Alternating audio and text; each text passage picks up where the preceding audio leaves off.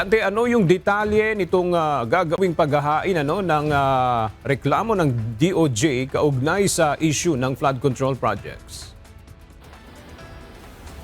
Magandang umaga, agad dumalo sa flag raising ceremony kanina ang officer in charge o OIC ng Department of Justice na si Frederick Vida. Pagkatapos ay humarap ito sa media kung saan inihayag nito na kabilang sa prioridad ng kagawaran ang issue ng missing sabungeros at ang pagtutok sa kontrobersyal na flood control projects. Ayon pa kay OIC Vida, sa mga susunod na linggo ay maghahain na sila ng mga reklamo kaugnay ng flood control issue. Lines is already set. The people are impatient. If we don't find something satisfactory, we will file the appropriate cases with or without the state witnesses. We will build the cases based on the evidence we have. Ito ay kahit na hindi sila kontento, partikular sa kanilang narinig na inilahad ng mag-asawang Diskaya.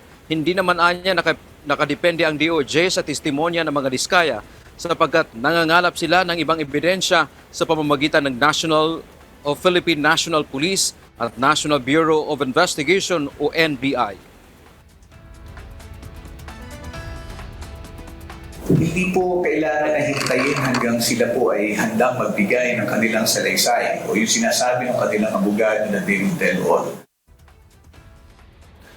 Dagdag pa ni Vida, ang kanilang reklamo ay batay sa mga nakalap nilang ebidensya. Una nang nagrekomenda ang NBI na maghain ng reklamo sa ilang personalidad, bilang na ang ilang mambabatas o senador. Kahit na wala rin anyang state witness sa issue ng flood control, ay isasampa nila ang reklamo. Tiniyak ng DOJ na ang ihahain nilang mga reklamo ay malakas, bagamat hindi pa nila masabi kung anong mga reklamo ang kanilang ihahain.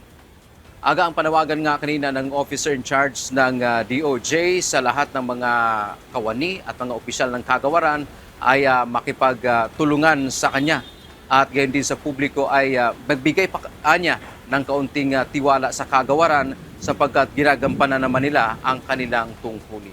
Yan ang ating update mula dito sa Maynila. Balik sa iyo, Aga. Maraming salamat, Dante Amento.